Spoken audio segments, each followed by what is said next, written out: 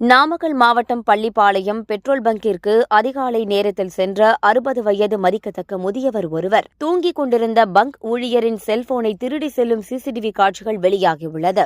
செல்போனை பறிகொடுத்தவர் கொடுத்த புகாரின் பேரில் பள்ளிப்பாளையம் போலீசார் இதுகுறித்து விசாரித்து வருகின்றனர்.